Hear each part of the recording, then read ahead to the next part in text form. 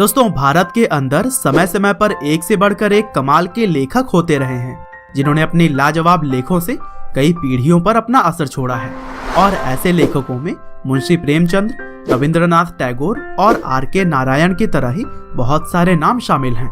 हालांकि दोस्तों, यह सभी लोग तो पहले के जाने माने लेखक हैं, लेकिन आज मैं एक ऐसे राइटर की बात करने जा रहा हूँ जिनकी फैन फॉलोइंग आजकल के यूथ में सबसे ज्यादा है। और उन्होंने हाफ गर्लफ्रेंड, 5 पॉइंट समवन और 2 स्टेट्स की तरह ही कई सारे प्रसिद्ध नॉवेल्स पर अपना नाम दर्ज करवाया है। जी हाँ, मैं बात कर रहा हूँ आज के समय में भारत के सबसे लोकप्रिय लेखक चेतन भगत की, जो कि अपने लेखों को कुछ इस तरह से लिखते हैं कि हर युवा उनके नॉवेल्स का दीवाना बन चुका है। और दोस्तों, वैसे तो चेतन भगत को हम सभी उनकी राइटिंग के लिए जानते ही हैं, लेकिन आज के इस वीडियो में हम बात करेंगे उनकी पूरी बायोग्राफी के बारे में कि किस तरह से एक इंडियन इंस्टीट्यूट ऑफ टेक्नोलॉजी में पढ़ने वाला लड़का बना भारत का सबसे प्रसिद्ध लेखक। तो दोस्तों, इस कहानी की शुरुआत होती है 22 अप्रैल 1974 से, जब भारत की राजधानी दिल्ली में चेतन भगत का जन्म हुआ था। उनके पिता इंडियन आर्मी में लेफ्टिनेंट कर्नल के पद पर काम करते थे, जबकि उनकी मां सरकारी एग्रीकल्चर डिपार्टमेंट में थी। और दोस्तों, पिता के आर्मी में होने की वजह से बचपन से ही चेतन भगत को कई अलग अलग शहरों में जाकर रहना पड़ा था। हालांकि ज्यादातर पढ़ाई उन्होंने आर्मी पब्लिक स्कूल से ही की थी, और पढ़ाई लिखाई में भी बताया जाता है कि वह काफी अच्छे हुआ करते थे।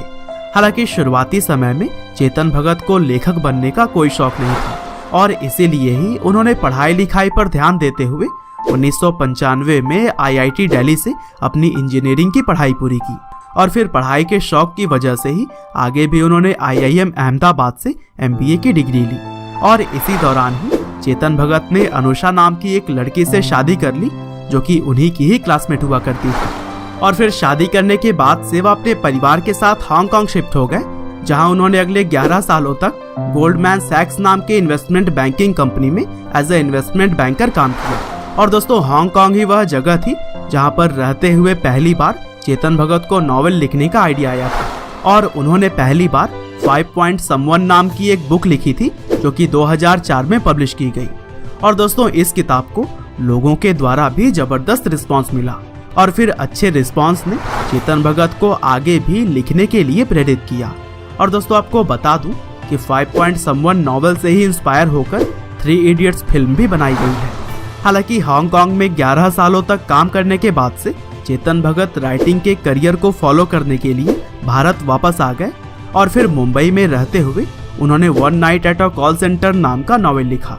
और यह नॉवेल तो उनके पहले वाली नॉवेल से भी कहीं ज्यादा सफल हुई, और इससे लोगों में भी उनकी पहचान बननी अब तेजी से शुरू हो चुकी थी। हालांकि आगे चलकर इस नॉवेल पर भी मूवी बनाई गई, जिसका नाम था हेलो, लेकिन नॉवेल की तरह इस मूवी को कोई खास अच्छा रिस्पांस नहीं मिल सका, और यह बुरी तरह से फ्लॉप हो गई। हालांकि अगले नॉवेल का उनके फॉलोअर्स बहुत ही बेसब्री से इंतजार कर रहे थे, और लोगों के इंतजार को भी चेतन भगत ने खत्म किया 2008 में, जब उन्होंने the 3 mistakes of my life नाम की नॉवेल पब्लिश की थी। और दोस्तों, यह नॉवेल भारत के सबसे प्रसिद्ध खेल क्रिकेट के ऊपर आधारित थी, जिसकी वजह से इस बुक का हिट होना तो लगभग तय ही था। और समय के साथ ऐसा हुआ भी, लोगों को यह नॉवेल इतना पसंद आया कि फिर से इसके ऊपर एक मूवी बनाई गई, जिसका नाम था काइपोछे, और यह मूवी हिट भी साबित हुई। और फिर दोस्तों, अगले साल 2009 में चेतन भगत ने खुद के लाइफ के ऊपर ही अपना चौथा नॉवेल पब्लिश किया, जिसका नाम था 2 states the story of my marriage. और इसमें उन्होंने अपनी वाइफ और खुद की कहानी को बताया हुआ था, जिसे कि आप 2 स्टेट्स फिल्म के जरिए भी देख सकते हैं। और दोस्तों, आलिया भट्ट और अर्जुन कपूर के द्वारा की गई यह फिल्म भी लोगों को खूब पसंद आई थी। और दोस्तों, इसके बाद से तो चेतन भगत ने कभी भी पीछे मुड़कर नहीं देखा, और उन्होंने 2011 में रिवॉल्यूशन 2020, 2012 में व्हाट यंग इंडिया वांट्स, 2014 में हाफ गर्लफ्रेंड, 2016 में वन इंडियन गर्ल, और 2018 में द गर्ल इन रूम 105 नाम के नॉवेल्स लिखे। और दोस्तों, यह सभी नॉवेल्स लोगों के बीच बहुत ही ज्यादा पॉपुलर भी हुए, जिसकी वजह से महज कुछ सालों के अंदर ही चेतन भगत भारत के सबसे लोकप्रिय लेखक बन गए।